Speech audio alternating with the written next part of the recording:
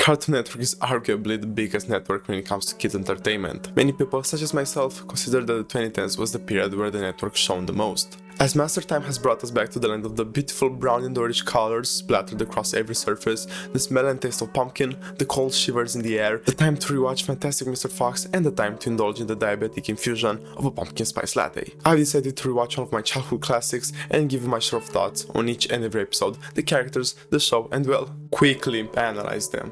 It was one of my favorites back then, so I went in with massive expectations, and after watching it, I think it's safe to say that my expectations were obliterated. I wasn't expecting it to be so upstanding and profound, even quite poetic to a certain degree. One fact is certain though, it's not your run-of-the-mill cartoon for kids. I'm simply shocked that Cartoon Network aired this, given the fact that it has such a high emphasis on aspects that you need a keen eye for as an adult. It really is a masterpiece, props to Cartoon Network for making it happen.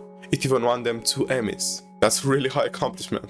Over the Garden Wall, as you might know, was a miniseries that aired on Cartoon Network back in the fall of 2014. As a Halloween special, the story presented 2 brothers who got lost in the woods, and every episode granted the viewer a different adventure featuring the 2 boys who are in the quest of getting back home. The series' main characters are Wirt and Greg, 2 stepbrothers, and a talking bird named Beatrice. Also, Wirt is voiced by the one and only Mr. Ringbearer himself, Elijah Wood. Spectacular. The series was created by Patrick McHale, writer and storyboard artist on The Marvelous Misadventures of Flapjack, which, side note, was a show that gave birth to all your favorite cartoons. We're talking Adventure Time, Regular Show, Steven Universe, all wouldn't have been created if not for Flapjack, because all of the talents behind the aforementioned shows had an important spot in the creation of that series. When Patrick was still in college, he envisioned the cartoon with a darker tone, which took inspiration from goth fiction, especially from Dante's Divine Comedy. We'll get into that later on.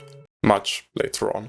The initial pitch for the show had a totally different infrastructure. The name should have been Tome of the Unknown. The plot was different. The boys weren't supposed to get lost in the woods. They were supposed to make a deal with the devil. They had to restore the Book of Forgotten Stories.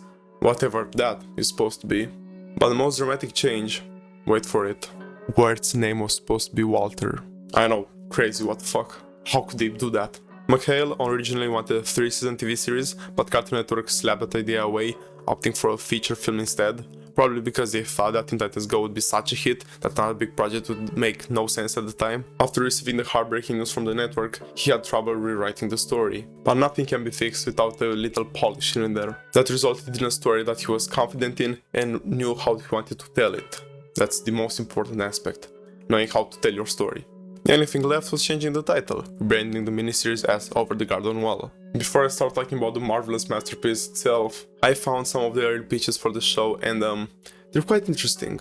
The show's pitch bible included such brilliant concepts as a skinless witch and a villain who carved the dice from the bones of kidnapped children. It seems like someone had a little too much fun with the writing pen. The series debuts with a rotating image of a frog playing the piano, setting from the start the fact that the series has an out-of-the-ordinary tone to it. It's followed by a sequence of images that might not seem important right now, just different people and landscapes from the forest of the unknown, but they actually represent the episodes. The first sequence shows a young lady, her dog, and the bird who flies in the background, representative of this episode, because of the dog, and the nod to something that we'll find out about later on. Followed by a cat driving a wagon pulled by turkeys, significant for the second episode. Afterwards we see a circus, that's the third. A set of different handmade wood-crafted figurines, that's the fourth. A man staring at a painting of a woman, disrupted by a shadowy figure lurking in the back, that's number 5. The next 2 sequences are both representative for the 6th episode. A woman cutting a string with a pair of scissors, which take a heavy resemblance to a bird, and 2 kids setting afloat a toy boat. A girl all alone in what appears to be a tomb full of skulls, number 7. A fish fishing, the irony, right? That's number 8. Then a pair of hands taking a painted rock, number 9. And lastly, a girl staring at the woods, while a man, who we presume is her father, is chopping down logs in the background for what is the last episode. A nice way of introducing the spectators to this universe, giving them tiny bits and glimpses into this, what appears to be a fantastic world, but also making them have an importance, something that you'll catch on probably on your second watch. The intro runs for about a minute. It's the only time it's played in the whole series, with the other episodes opting for a quicker version, using the show's title card with the episode's title card. Speaking of the title card of the series has 14 different circles, filled with different objects and persons from the series. We also have the 2 boys, Wirt and Greg, in each top corner. Greg's one is more shadowed, putting a higher emphasis on Wirt's one and the fact that he is the main character and the story is revolved more around him. The number of circles, 14, signifies a new beginning and change, which can be a way of implying the adventure on which the two brothers are bound to embark. The episode itself begins with the narrator describing the unknown in a manner similar to telling a book of stories for kids, not giving us any time or place where the actions are happening, just the mysterious place known as the unknown, which might give into the fact that this is all just a tale. On top of these words, we see flashing images of black silhouettes placed on top of a grey sky. As we get our attention redirected to our characters, we make out their silhouettes behind a grove of trees, till we get a full sight of how they look whilst entering the forest. An eerie sound is played while Wirt realizes he and his brother are now lost. That's a bizarre thing already. Like, how do you get lost? It's a straight path, just go back, you know? This type of amnesia suggests there is some foul play involved. The first lines spoken by the characters and their mannerisms show us right from the get-go that there is a Zoe-Zelda dynamic involved. Greg, being a clear Zelda, probably because of his more childish behavior, takes Wirt's questions at face value and just is his own happy self. On the other hand, Wirt is a clear Zoe. He panicked about being lost for a bit, then goes into a melancholic and poetic state, reciting, "Though I am lost, my wounded heart resides back home in pieces, strewn about the graveyard of my lost love." Wirt's poetic escape is suddenly interrupted by the sound of an axe coming down on a tree. Our hero is frightened to go further, being scared about the noises and more importantly, about the person making them. They encounter Woodman, who's cutting down a tree with a rather strange looking human face placed within its bark. Greg tries to push Wirt forward by telling him that they should ask for help, but Wirt refuses, and when the Woodman leaves, he starts questioning his decision, showing us that he's a flawed character. He can't make up his mind on decisions unless they are made for him, and that he is not happy with the outcome. Behind them, from atop a tree branch, a talking bird, whom we later find is named Beatrice, wants to give the boys a hand and help them in their misfortune. Wirt is stunned by the talking bird, revealing to us that they are strangers to this land and they are not familiar with this type of fantasy. Greg doesn't even acknowledge the bird's ability to talk like a out of the ordinary thing, making us, the audience, relate more to Wirt because of his dumbstruck reaction. Greg sticks a piece of candy on a black turtle. This is information that will help us later on. The trio gets interrupted by the woodsman. He serves, in my opinion, kind of like a guide to the boys addressed at first. It's like the little things you hit in LEGO games for a prompt to appear, which explains to you what you need to do. That's how I see him in the first episode. He tells the brothers that the woods are no place for children because of the roaming beast. Also, the first sentence he ever spoke to our heroes to understand all that we need to know for the moment. This is a constant theme with the series. It gives out information constantly, but in like tiny dips, so you'd always want more and never be satisfied. This is how you keep an audience interested. He also drops the name of the fantastic place, the Unknown, emphasizing even from the name that this is a place of mystery, misfortune and absurdity. After scaring the children, Wirt looks at the questionable tree, the camera panning to it as well, followed by a fade transition to an old meal, which repurposed for his own needs. All this time, Greg has been leaving a trail of pieces of candy so they wouldn't get lost, which is a clear homage to a classic fairy tale from the 19th century, Hansel and Gretel, in which the two kids left a trail of breadcrumbs so they wouldn't get lost, but at the same time, he begs the question, why are Greg's pockets full of candy? Like, I understand he's a kid, but still. For example, I didn't have my pockets full to the brim with candies, so where did he get so much? The woodsman, when Wirt asks him about his work, tells the boys that everyone has a burden and he is to grind the horrid elderwood trees, the ones with human faces that we've seen previously, into oil, so he can keep the lamp lit. Let's not forget that this mill is a grist mill, as the title suggests, so its purpose is to grind grains into flour. The woodsman usage of it for grinding elderwood trees into oil serves more into the absurdity of this realm. The boys talk about running away, Wirt suggesting that they should knock the man out first, but afterwards he takes it back, saying that it's a bad plan, obviously. The woodsman tells them that they could leave if they want, give them a little friendly reminder about the beast once again, and the fact that he sings his mournful melody whilst in search of lost souls. He then proceeds to enter his mill to do his bidding, telling the boys that he'll help them when he returns, if they are still present, in his house. The boys have a conversation. Well, Wirt does most of the talking. Greg is just not paying attention, just agreeing with what his older brother is saying. Our hero is visibly stressed as he wonders if there's actually a beast, and after seeing a talking bird, and if it could be possible, and this woodsman will actually help them, and that's it. He then got captured by his poetic state. Once again, sometimes I feel like I'm just like a boat, upon a winding river, twisting towards an endless black sea, further and further, drifting away from where I want to be. Pretty good stuff from a kid, not gonna lie. Those words really help us put into perspective how unhappy Wirt is with the fact that everything's changing around him, but not the way he wants to, just like earlier in the episode, but this is caused by his lack of a gut when it comes to taking action, which makes this journey so much more necessary for the elder sibling. Greg makes a sweet exit out of the cabin and goes to look for his frog, whom he lost. Yes, he has a frog. He's also the frog in the intro who plays the piano. It's an interchanging joke in the series, with Greg not finding a name for the frog till the end of the series. For now, the name is Kitty, the name a naive and childish kid would give to a frog. He finds Mr. Kitty in a barrel outside of the mill, whilst the shivering growling can be heard getting closer and closer to the barrel, revealing a beast with two bright eyes. The noise made outside alerts the woodsman, who comes to check up on the kids, and he only finds Wirt. Greg and the beast burst through the door, and when the woodsman prepares to attack it, Greg knocks him out. This was pretty funny, not gonna lie.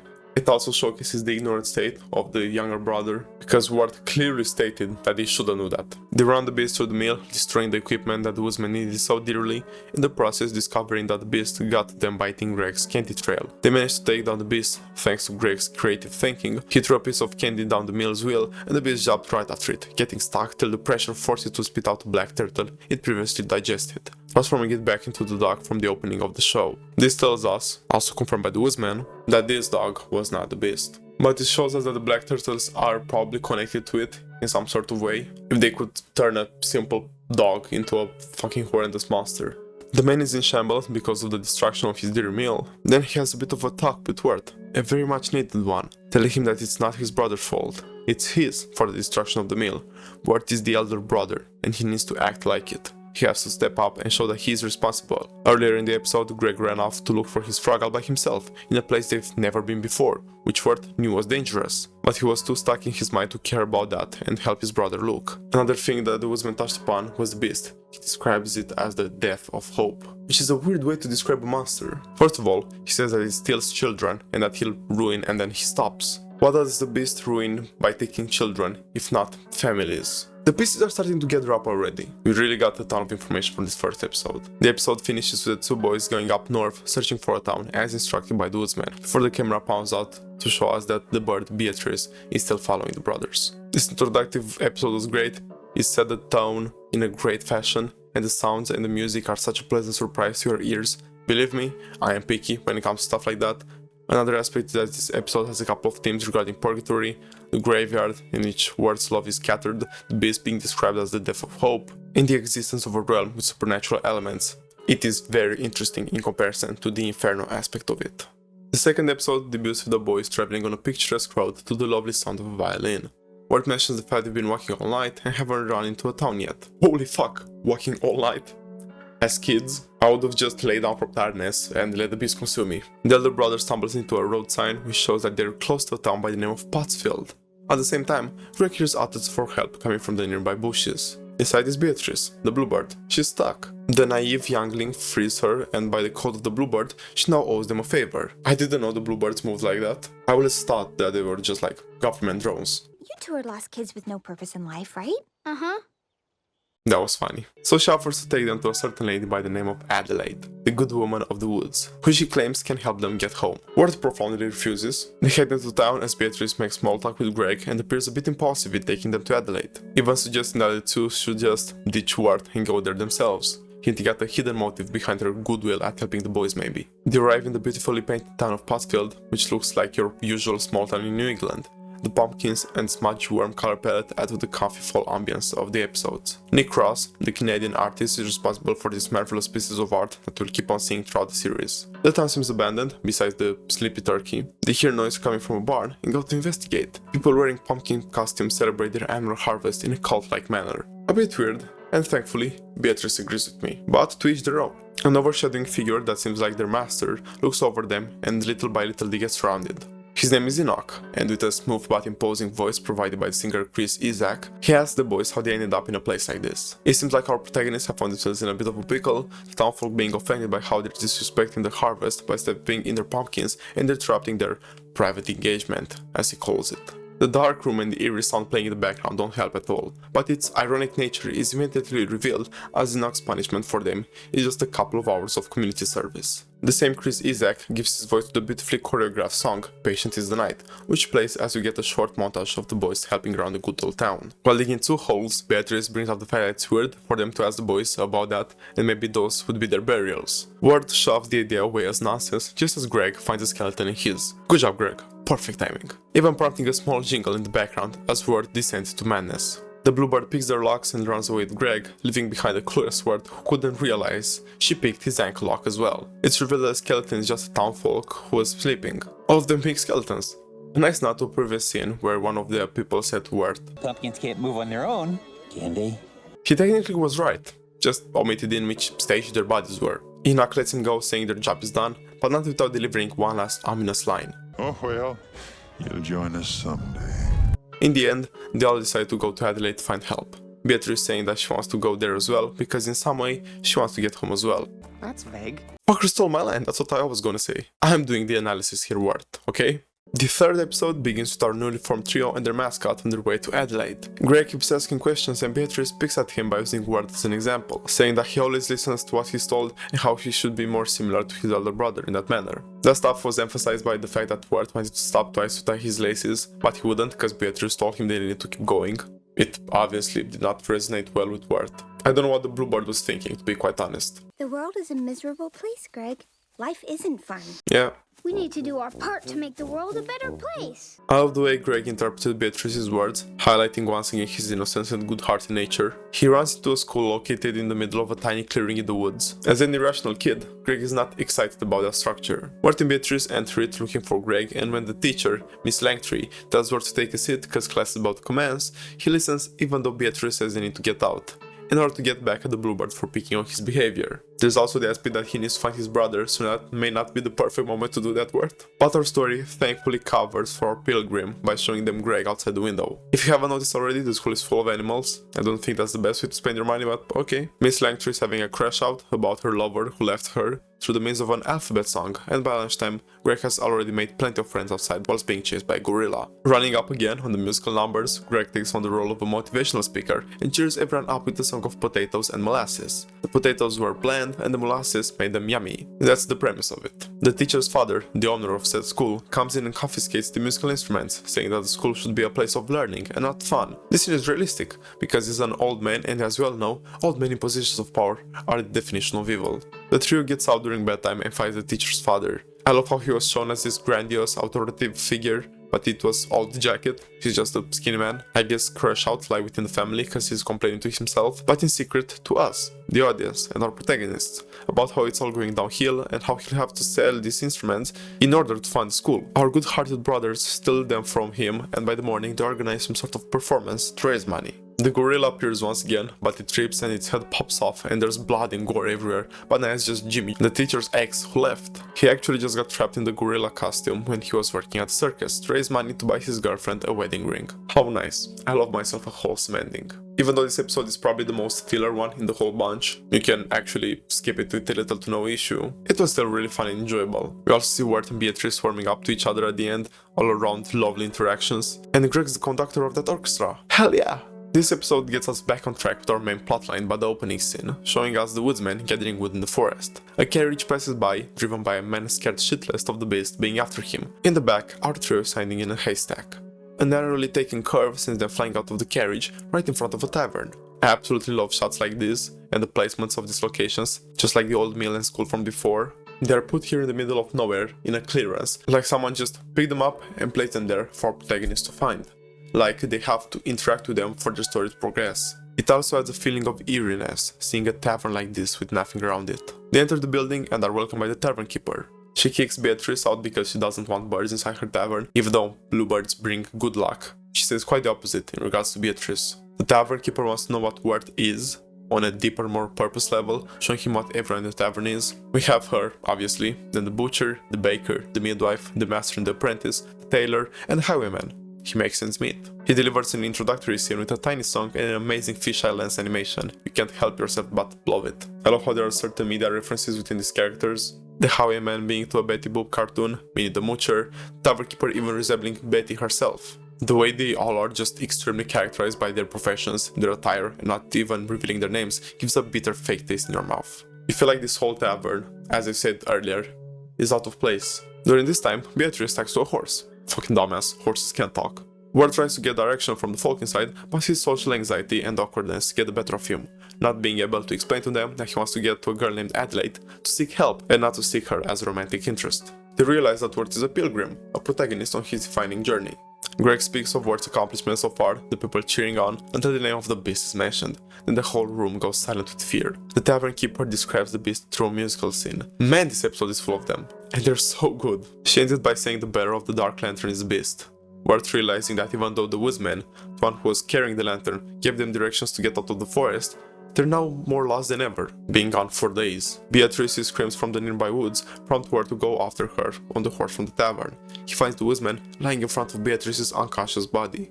Wirt making the realization that he wants to turn her into an elderwood tree for his lantern. He is the beast. They get away on the horse, his name is Fred, and he also talks. The horse fucking talks, holy shit. The episode ends with our first sighting of the beast. It's not the woodsman, obviously, but we see them having a conversation. The beast hiding in the shadows. The only thing we're able to make out of his dark silhouette are two bright white eyes. It's perfect that the appearance of the beast from the unknown is well unknown to us. Its terrifyingness, that's the word, yep, is also held by the voice of Samuel Remy, who gives the creature a deep and calm voice that sends shivers down your spine. We're also revealed that the lullaby we heard that we thought was from the woodsman was actually the beast. He was working on getting people to come in the woods, maybe for the woodsman to turn into trees to keep the lantern aflame. He's very fond of that item, as you've previously learned. We see dread in his eyes when he looks at it, a face full of emotion, of sadness. He desperately needs to keep that lantern lit, for reasons unbeknownst to us at this point, which he apparently fought the beast for. Fred the horse, being outside of the tavern, also plays it to the aspect of the tavern feeling surreal, fake, just plays there, the residents inside not being able to escape from it, unlike our dear talking horse. The episode debuts with our usual beautifully drawn background pictures. This one shows us a mansion in the distance behind the fog and two peacocks. Our trio plus Fred arrive at the mansion of the very rich Quincy Endicott. They convince the old and probably deranged man that they were his nephews, in the hope of finding 2 cents around the house. That's all they need to take the ferry to reach the good Adelaide. Endicott has the craziest mood swings I've ever seen, jumping from soul-crushing loneliness to happiness induced by his very wealthy tea company. He reveals to the boys that he's been haunted by a ghost. The ghost of a beautiful woman from a portrait that he didn't know he had. He ran into it a couple of nights ago in a part of the mansion he doesn't usually go to. I'd love to have a problem like that. A house so big there are parts of it I don't usually go to, you know? I don't even know that I have. The fun-spirited and hopeful Greg wants to help the old man fight the ghost. Greg's making it really easy for the audience to just simply love him. How he always just tries to do good and help, how he's always cheerful, he's the embodiment of innocence. Fred the horse goes with them to keep Quincy distracted as Wirt and Beatrice look for spare change. They make the place look like it had a break-in and stuff themselves inside the closet after hearing the knocking of a peacock on a window, thinking it was Mr. Endicott coming. Back to the others, we see more and more of Endicott's lunacy coming to the surface. Be careful, Greg. Just as Wirt and Beatrice have a thoughtful interaction. Beatrice reveals that she used to be a human before a witch cursed her and her whole family to be bluebirds after she threw a rock at one. It really takes one to know one, as they say. That is the reason she wants to go to Adelaide, to get her help and bring her family back to normal by cutting their feathers off with a pair of magic scissors. I love how they push more and more into the fairy tale aspect of it, with a magic item that can put a curse to bed by cutting up feathers. They keep up the small talk, Wirt revealing he likes playing the clarinet and writing poems, the latter being obvious already to us, the audience. And how he's afraid of asking his crush out due to his competition, Jason Vanderburger, a kid at school that Wirt describes in a way that makes him sound like he's the coolest guy around. They get through a hidden grate in the closet to another room where Wirt's smarts in room decor grant him the ability to unveil the plot twist of this episode. The ghost is actually the sad woman from the portrait. The two had mentions so big that they overlapped and were connected. Who the fuck were the architects behind that? They both had successful tea companies and both found themselves attractive. So it's kind of implied that they got together, and also they combined their companies. They give Greg 2 cents for his help in this mission, so it all ends well. Well fuck. Fred also stays behind with them to be a noble stead. Well fuck twice. I like that motherfucker. The episode starts to our trio aboard the aforementioned ferry, singing about going to Adelaide. How did they get on? Where did they get the money? Well, they simply just got on board. Wirt can pick up on Beatrice's strange behavior that was hinted at for all the episodes so far. Before he can do anything about it, they spot some snitches informing the police about their presence on the boat, so they run away. Ah yes, forgot to mention, the ferry is full of frogs. They end up with the band on stage and have to do something to save themselves from getting thrown overboard. Wirt, thanks to his clarinet skills, manages to play the bassoon pretty fucking well, if I can say so. He was inclined to do so by Beatrice, who we can tell hoped he wouldn't be able to, and they'd get thrown off the ferry. The musical sequence has their frog, who at the time has the name George Washington, begin to sing. So unexpected yet so beautiful. It's all in a soothing voice provided by the late Jack Jones, who also sings the theme in the opening of the first episode. A delightful shot of the ferry passing by helps our gang arrive in the swamp, where all the frogs go to sleep. Beatrice inclines on them doing so as well, so they wouldn't disturb Adelaide at this late hour. A bit of time passes and Wirt's awakened by Beatrice's sound as she flies away to the good lady. We're finally finding out the reason why our bluebird has been acting strange about going to Adelaide ever since she started bonding with our characters. Adelaide's house is a small shed, nothing out of the ordinary. It's hidden between piles of reed and it has a weird welcoming aspect to it. An ominous melody is playing as Beatrice makes her way inside through the chimney. We see a drained old lady with a greyish appearance, probably because she's been strapped to that bed for quite a while and doesn't go out much or even at all. Take some vitamin D pills or something at least, what the fuck? The lady wanted Beatrice to bring her a child who should stuff his brain with wool and use as her servant in exchange for the scissors that would set her family free from that curse. For transparency reasons, it's important to know that the bluebird didn't know this part of the trade. She thought the old hag just wanted some help with yard work and shit.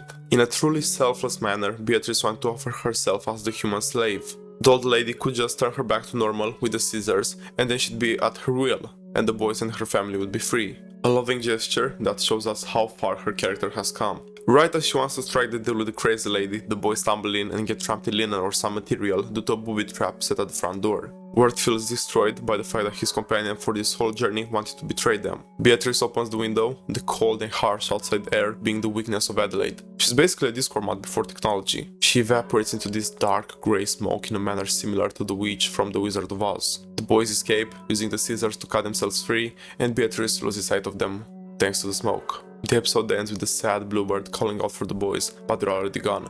A heartbroken and betrayed Wirt takes Greg into the foggy forest as we fade to black. With this episode, we've entered the second half of the series, and all of the stuff that we've built up upon until now slowly start to unravel in such a linear way that leaves a sweet taste in your mouth. This is after getting over the shock and dread of seeing the last few minutes of this episode. Impressively put together, the fairy scene as well from the first half of the episode, they've leaned into the reveal perfectly. But now, what's next for our brothers in the frog, whose name is Benjamin Franklin now? Greg sure knows his presidents. Episode 7 debuts the rainy background to a piano tune. We see a distraught Beatrice and the boys looking for shelter. Greg questions if his elder brother has a plan and why they're not waiting for Beatrice, his pure innocent mind not understanding what had happened. Wirt gets ruffled by those and lashes out a bit at his little brother. A tree falls down in front of them, but Wirt's smarts and observation allow him quickly to notice that he has been cut down. That's when the woodsman intervenes. He drops the most important piece of knowledge regarding the beast we've heard so far. The beast knows your presence, ready to claim you as part of his dark forest, but only if you give up. Keep heart in both body and spirit and you shall be safe from him. Fall ill or lose hope and your life shall pass into his crooked hands. So the beast first needs someone to be broken down in order to corrupt them. His powers feeding on fear most likely. They kick the man's lantern and get away, reaching another ominously placed building out in the middle of nowhere, an old and broken down cottage. They go inside and make themselves at home before Greg finds a basket full of black turtles. Remember those? From the first episode with the big dog? A girl comes out of the cellar or closet room, I can't tell exactly what that is. Her name is Lorna, and she's living here with her relative, Aunt Whispers. The girl has a sickly appearance, she's pale as fuck and she's constantly coughing. She warns the boys they need to hide, cause there'd only be bad stuff happening if her aunt finds them, so when someone starts knocking at the door, they jump in the barrel full of black turtles. Aunt Whispers arrives. She has a grotesque aspect with two big yellow eyes that look like they hide something horrendous behind them. She smells the two younglings and forces Lana to tell her where they're hiding by ringing her bell, uttering the words, "The ringing of the bell commands you." Okay, what the actual fuck? She snitches on them, but the old hag thinks she's just referring to the black turtles, her favorite delicacy. Okay, she's the wrong one. Probably French, the same taste palette. She always commands her niece to clean around the house, thus keeping her busy in preventing the evil spirit from taking control of her.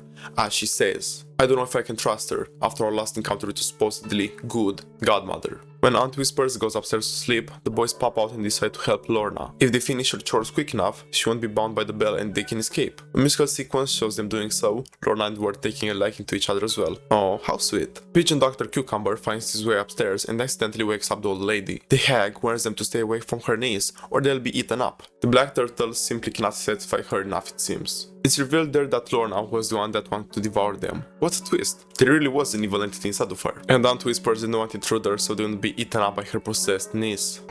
For some reason I thought that old lady was the people eater, but it was Lorna all along. Thank you, Greg. Wirt takes his brother and pulls a Leon Kennedy. They run away but are ultimately cornered, Greg revealing that the frog had eaten the bell. Wirt has the outright most brilliant idea I've ever seen and uses it to command the spectre that's possessing Lorna to leave her alone and go away, never to come back.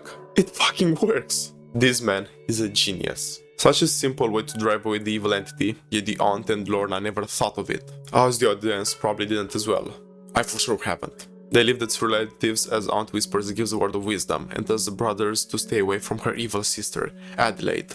That would have been helpful last episode.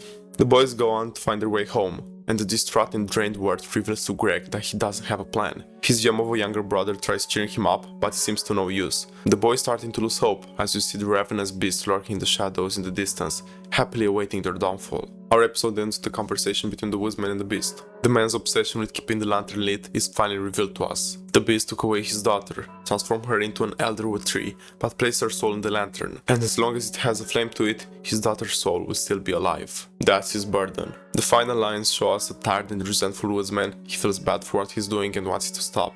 The elderwood tree being grown out after the beast takes away the souls of the people it corrupts. The beast responds with, "No, there is only me. There is only my way, there is only the forest, and there is only surrender." Such powerful words to show us how dangerous the beast is and how controlling and manipulative it is of everything and everyone, like this is his home turf. And they have no idea where they're playing or what they're playing, while this man has everything mapped out. This episode is probably the most unique one. It almost completely takes place in Greg's dream world. It starts with Beatrice once again searching for the boys, before showing us one of the most beautiful picture backgrounds we've ever seen, before showing us the boys sailing. Greg is at the wheel now, he's taking charge as Wirt's state of mind seems to only deteriorate even further. I like this nod to the previous episode, where Greg was trying to cheer Wirt up by saying, Let's go, Captain. Lead the way. You can do it.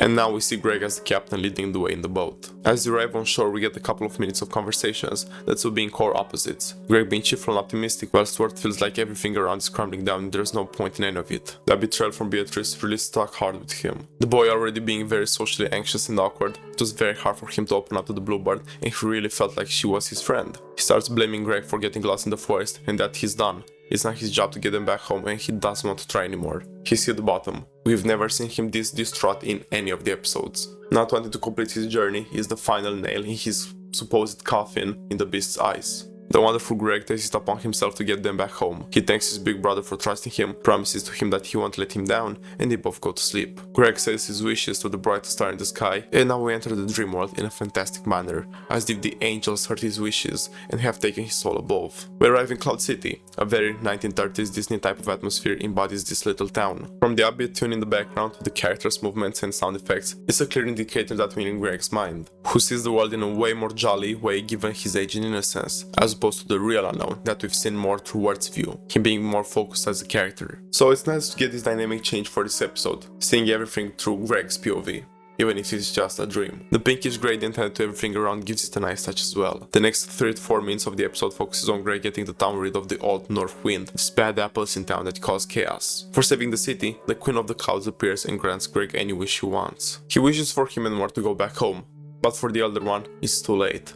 The Queen shows Greg how the beast has claimed him and the elderwood tree has already started incarcerating the poor brother. Greg blames himself.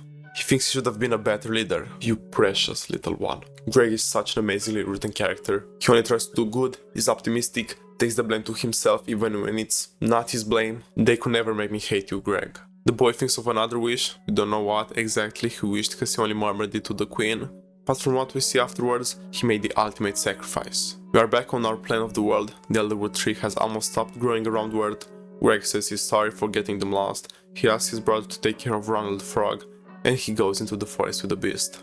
He traded his soul for his brother's. What the fuck, man, how is this a kid's cartoon? It is probably way more valuable to the beast because Greg has not even hinted at giving up in this whole special. Wirt wakes up scared that he cannot find his brother, slips and falls inside the ice where he gets picked up by Beatrice and the fishing salmon we saw in the beginning. The episode ends as we pan out, the only sound being the falling snowflakes in the wind. The title of this episode is based on an old children's tale about kids dying in the woods and covered with leaves after being left. In other iterations of it, the kids also sent to heaven. You can see the similarities and references throughout this episode, and yeah, what an episode. The most impactful one so far. The series is gradually getting better and better, and it has me on the edge of my seat as we approach the last 2 episodes. That's what I like to see, that's how you're supposed to do animation. The second to last episode acts like a prequel. It shows us what happened the night the boys got lost, and it also reveals a ton of hidden aspects. You might have thought the action took place hundreds of years ago due to the picturesque ambience, lack of technological media, the attire of the boys and everyone around, and their manner of speech. But no, it takes place in recent time, during Halloween. It's up to debate in the fandom. Most people are saying the 90s, but they also have a case for 2014 itself, the year when the special got released. I'll explain the reasonings at the end, but yeah, keep that in mind. It's in recent time. The boys are not like in the 19th century. The boys are just dressed for Halloween. Wirt is just a mix-up of different things, and Greg's supposed to be an elephant. Greg is a fucking treasure. The fact that Wirt is not something in particular showcases very well how confused he is about himself and what he wants to be. He's full of emotions he doesn't know how to control or what to do with. So yeah, basically a teenager. This is also emphasized by the tavern episode, where he didn't know how to respond when they asked him what he was supposed to be. The episode debuts with the song The Fight Is Over, a special song made for this episode, sung by none other than Patrick McHale, the series' creator. We get a glimpse at Wirt's room, which couldn't resemble more than one of a poet. We see pieces of paper stuck to the wall, probably poetry, and a big mess behind the desk that he's too lazy to clean up. The fact that it's pushed away and hidden like that out of his way beautifully implies, in my opinion, how Wirt doesn't try to solve his insecurities and problems. Him being anxious and not confrontational, he knows they are there, but he simply just opts to ignore them. He doesn't want to deal with them. We can also spot his clarinet on the bed. Nice continuity from the Queen's Head Cut episode. We can see the teenager put together a tape for Sarah, the girl he had mentioned before he had a crush on. He suits himself up in a costume and goes out to face the world. Into the unknown. He arrives at a school football match where he's disturbingly, but also lovely, staring at the bee mascot, it probably being Sarah. Spoilers, it was Sarah. Greg joins him as well after helping an old lady with some yard work. Old Lady Daniel says nothing in this world is free. True words from that lady. He also got a funny looking rock. Greg and some of their school friends have a talk which showcases even further that all of Wirt's dilemmas are in his head. They all seem very likable and fond of him. They tease him a little after his younger brother tells them about the tape for Sarah before the two boys go off. Wirt is once again too scared of confrontation after they tell him Jason Vanderburger wanted to ask Sarah out. Poor old Wirt. On the road we get another spectacularly crafty background which showcases more of Wirt's home. It's basically a small American town. My favorites to look at. Greg reveals that he snuck Wirt's tape into Sarah's jacket, which causes the adolescent to have a minor crash out. They now have to return to the football game to retrieve it, but they get scared off and they get caught in the act by a football player. We finally get a look at Sarah rocking an awesome clown costume. They follow her to a party, where Wirt once again lets his insecurities get the better of him. He's scared to go inside because he wasn't invited. But when Greg forces his hand to do it, they'll just salute him. They're all his classmates and friends probably. He finally has a talk with Sarah, which feels very realistic and sweet. She talks about going to a cemetery later and asks our boy to join as well, which sends a clear sign that she wants his presence there. But as soon as Jason Vanderburger shows up, Wirt goes away feeling belittled, which was not the case. And man, this is Jason Vanderburger. Hey, Sarah. Do I really have to say anything? He made him out to be like a 90s bully jock. He unfortunately doesn't manage to take the tape from the girl, so she follows her yet again to the cemetery. Because stop following people, man, it's not good for you. There he gets spotted next to Greg, and they just invite him to join. Like, please man, please help Sarah. Look how uncomfortable Jason is making her. She wants you, man. There are some cops pull up and try to scare everyone away as a joke. Probably not the best idea, since they are cops. Everyone runs away and our brotherly duo jumps over the garden wall as they land on the train wrecks. There Greg fights his frog. Yay! He was bothering Wirt since the beginning of the episode to go looking for frogs, since he had promised his brother. A train comes out of nowhere and the boys jump down the hill to dodge it, landing right into the lake, and that's where we fade to black. We're now back to the present time, where Wirt finds himself with Beatrice's family. The bluebird brought him there after rescuing the poor lad. She's off looking for Greg, and Wirt just cannot stand by as his brother is taken by the beast, so he climbs out of the tree hole and goes to the harsh weather to look as well. The perfect setup for our last chapter. This episode dumped so much on us, confirming our suspicions about Wirt's insecurities and showing that the special takes place during modern times. And as I've promised, let me explain to you all why I consider 2014 being a better option than the 90s. A very interesting Reddit thread from a decade ago brings some very good points. Over the Garden Wall took place on Halloween 2014, which was on a Friday. This explains the high school football game. There was also a half moon on the night of Halloween, just like in the show. The cassettes were part of the overall traditional romantic theme of the show. Wirt is enough of an eclectic hipster goof that he would give a self-recorded cassette as a gift in 2014. And the thing that I want to add to this whole mess, the Little Body episode from Clarence, released in 2015, shows us the silhouette of Wirt and Greg, which puts the final nail in the coffin for the 90s theory. We've reached the final episode, which starts with Beatrice finding Greg with the beast, the entity putting him up to a challenge it seems. The harsh wind unfortunately blows her away. The entity asked for 2 items, a golden comb and a spool of silver thread. The young boy's imagination is so dear to watch, he brought a honeycomb and a spider web on a stick. But now, the beast wants the sun in a china cup. How would our youngling be able to do that? He places the cup on a stump right below the sun so that when it goes down, it would fall into the cup. So ingenious from this little lad, I love it. The Beast is doing these things just to tire Greg out, I assume, letting the cold weather take over his body and weaken it enough for the elder tree to commence growing. Wirt with the frog is slapped in the face by a flying Beatrice. They together make their way towards Greg. We get interrupted by a scene of the woodsman. He's looking for scraps of elderwood around his house to get a spill of oil for his lamp, but it's insufficient. He hears the Beast's call and goes out into the woods. Going deeper and deeper into the alarming voice, he stumbles upon a Greg mid-transformation, to an impeccable angel-like choir singing in the background. I love how they do not downplay this scene. They show its importance and stakes. A lot of cartoons are afraid to do that, to get too serious, so they downplay important occasions with upbeat music that just feels so out of place. Ben 10 is a master of that art, for example. You don't understand how happy I am that the music does not break the pace, but instead make the scene flow even better. The woodsman, almost breaking down in tears, tells the Beast he didn't know this is where elderwoods came from. The Beast responding with, "Would it have mattered? Would you have just let your daughter's spirit burn out forever? Feed the lantern." It's whole series, man. These interactions between the woodsman and the Beast are the best part of it. They were brief, yet so significant and enjoyable to watch. And this line about "would it have mattered" is absolutely perfect, because I consider that inside of him, the woodsman kind of knew where the elderwood trees came from, like he put two and two together, but he just looked away. He just wanted to keep his daughter alive. But now that he's a front row viewer, he simply just cannot take it anymore. He was okay with the Beast doing it behind his back, you know, turning a blind eye, but now where his face to it, no, he just can't.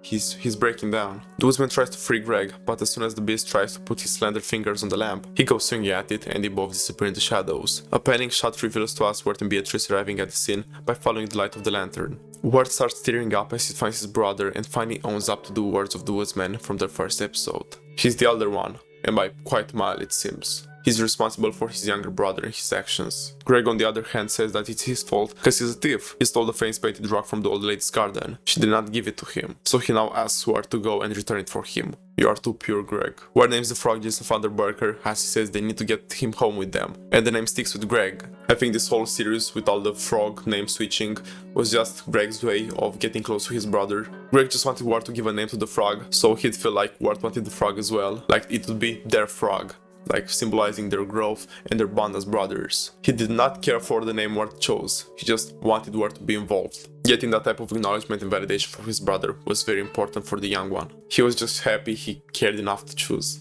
Greg passes out as Wirt goes into alert mode and the background vocals start intensifying. They try tearing the branches off, but no prevail. What follows is probably the best scene in the whole special. The Beast appears after taking down the woodsman and he offers a trade oddly similar to something we already know. He offers to take Greg's soul and put it in the lantern for Wirt, and as long as the lantern stays lit, so would his brother's soul.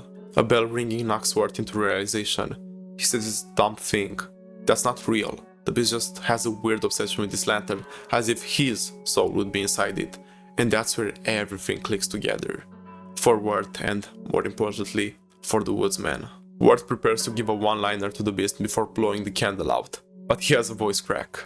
The most in-character and perfect voice crack I've ever heard. He picks up the Beast just to mess with it, leaves the lantern to the woodsman, frees his brother and goes away, also giving Beatrice the scissors to free her family. They all hug, tears are flowing, and the friendship they formed in this magical land is real. I like how only after confronting the Beast and showing that he didn't fear it, he was able to break off the branches from Greg. It further proves the fact that this entity is a leech that we don't fear. But now, the woodsman still remains. And I'm on the edge of my seat like no other scene has left me so far. This interaction is the one I've waited for the most. She was never in the lantern, was she, Beast? Asked the woodsman, finally accepting the reality. In one last effort, the entity tries again to manipulate the distraught man by telling him to go after the kids and chop them down. The man takes the lantern and turns himself to the Beast, shining it on him and giving us a glimpse into his physical look. This grotesque wood-like aspect is made out of souls, like the people he took are part of his bodily appearance. Unbelievable. With one last tear falling from his eye, as the Beast screams at him that he'll never see his daughter again, the woodsman blows the candle out as it all fades black. This signifies the end of our journey. The blowing of the candle was just the woodsman taking care of his burden, but the boys as well. Following scene shows them taken in the river, Wirt awaking and rescuing his brother and Fog as his friends come and take them to the hospital with an ambulance. Were the adventures real? Did anything happen at all, or was it just a dream? Well, there, Greg tells stories from their journey in the unknown and shakes just a Father Barker to show everyone the glowing bell. Hell yes! During this, Wirt has a conversation with Sarah. She finds the tape, but she mentions she doesn't have a player for it, which gives even more to the 2014 theory. Because if you were a teenager in the 90s, you surely must have had a player for that tape. Wirt takes the initiative and says they should listen to it at his house. That's it, my man. Growth. Come on. The image pans out as our narrator tells a happily ever after over a background that looks very Clarence-esque. We get bits and pieces from every episode with what the characters are doing now. We see the teacher and her husband at the circus, Beatrice and her family, her dog being the one that spooked the boys in the beginning, but most importantly, the woodsman gets his daughter back. Killing the beast must have set her soul free. This is such a moving scene, I almost teared up when I watched it. The woodsman deserves his happy ending. The intro music is playing over this, ending with a high emphasis on the last line, the loveliest lies of all.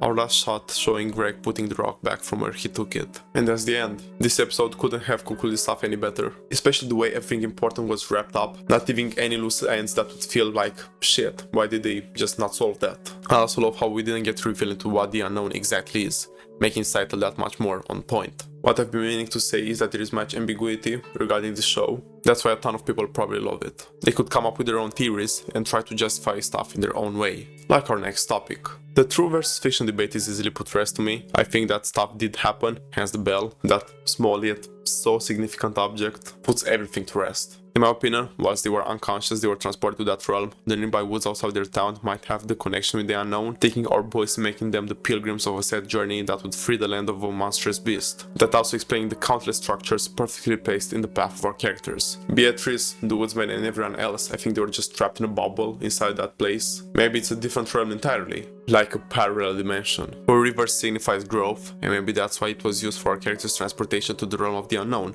They needed growth, and they were the ones that could defeat the beast. There are multiple theories regarding this and multiple ways of interpreting it, which I so dearly love because it creates conversations like this ones, so I encourage you to let me know in the comments below some of your suggestions. I'd love to hear the way you interpret the unknown. In the closing sequence of the special, you can see Lorna reading a book called Tome of the Unknown. This is a reference to the pilot episode called Harvest Melody, which you can find on YouTube, and we'll talk about right now. This short was released at film festivals under the grand title of Tome of the Unknown in the fall of 2013, which gained so much popularity as well as winning the Best Animation Short Film Award at the Santa Barbara International Film Festival in February 2014, which allowed it to be transformed into the show called Over the Garden Wall, which we've already spent more than half an hour talking about. There are a couple of differences with this one, as you'd expect. The animation and art style are lankier, though not by much, to my surprise. It feels more cartoony like the 1930s Disney animations, through both character movements, but sound effects as well, and Beatrice is voiced by a different person. I initially thought it was the same actress, Melaine Linsky, sorry if I butchered it, but like she was doing something different with the voice, that she just left out when the whole series got put together. But no, the bluebird here was voiced by Natasha Leggero. I'm sorry if I'm butchering this. She made Beatrice less pessimistic than she actually ended up being, probably due to directions given by the crew. Besides her, Elijah Wood and Colin Dean were the ones behind the boys, just like for the whole series. This episode, if I were to place it somewhere and make it canon, I'd probably place it after the third episode and before the fourth. After 3, because we see Wirt and Beatrice already have a kind of friendship established between them, so that only started developing in the third episode, and before 4, because that's where they encountered Fred and the action scenes then was too constrained for a one-off adventure with a trio like this one to be placed in between. Maybe after leaving Endicott's mansion, though I think they went straight for the ferry there, so yeah, it would be one of those two. I consider the first more plausible. The episode is fun and lighthearted, nothing too wow. One very notable difference is the intro music. It's completely something else, though the credit one is the same one that's used in the cartoon as well, so they had that figured out for a long time. This adventure takes the trio to John Krupp's farm, where they stumble upon his vegetable car. They ask him if they could take it, which is pretty bold from Wirt. I was not expecting that from our anxious teenager, that's for sure. John said he always wanted to use it to drive to the big city and settle down with a lass. They offer him a deal. If they drive him there and he finds a gal for his heart, then he'd let them keep it. And he agrees. There he runs into a vegetable girl. Well, that was quick. But all the fun time atmosphere is put to an end by these giant crows. They prefer to go back to the country life and settle there, but to no worries because Greg has found a giant goose.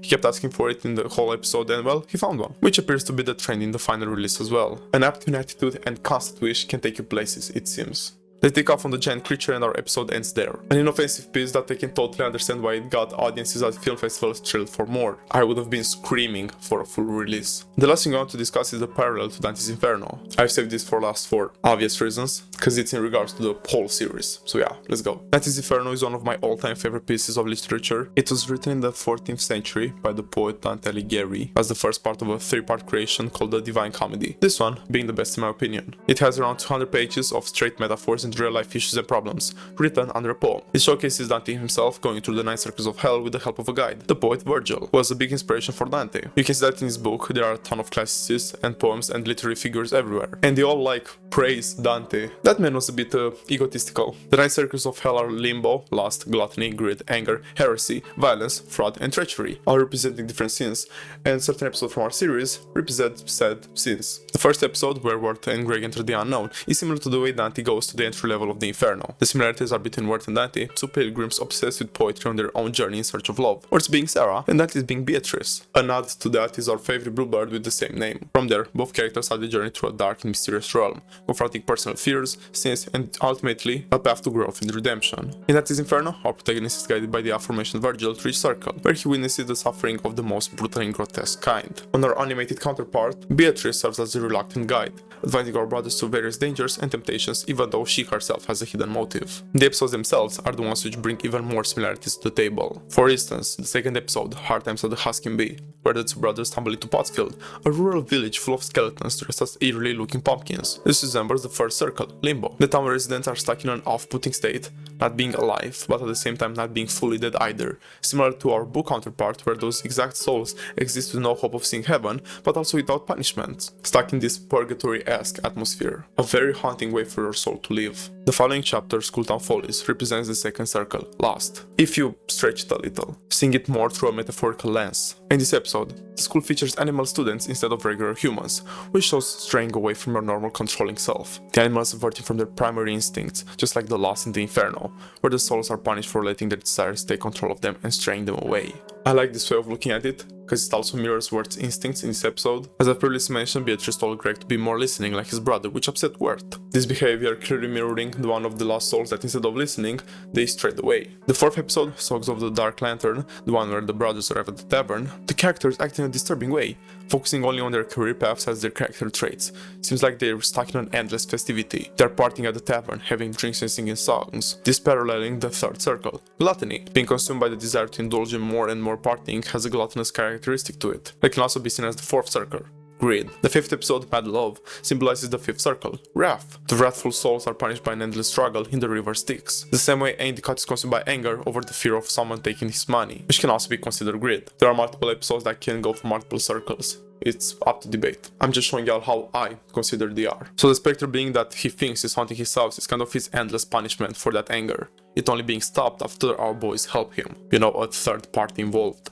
The sixth episode, Lullaby in Frogland, is the subject of heresy, the circle in question being reserved for people who deny spiritual truths in favor of holding on to faith beliefs, and Wirt not being able to clearly see Beatrice's intentions serves for that.